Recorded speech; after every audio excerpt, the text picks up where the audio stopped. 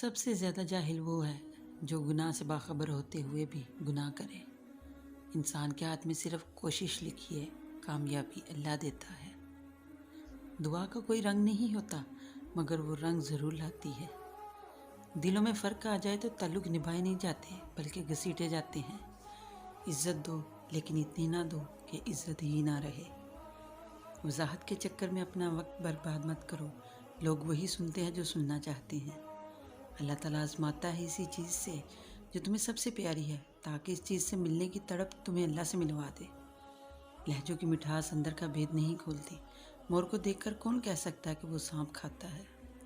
صحیح سمت اور صحیح وقت کا علم نہ ہوتا تو اگتا ہوا سورج بھی ڈوبتا ہوا معلوم ہوتا۔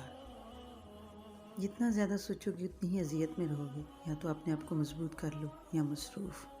نصیب بے شک اللہ کے ہاتھ میں ہے، لیکن دعاؤں کا اختیار اس نے ہمیں دیا ہے۔ دعائیں ہی تو ہیں جو تقدیر بدلنے کی طاقت رکھتی ہیں۔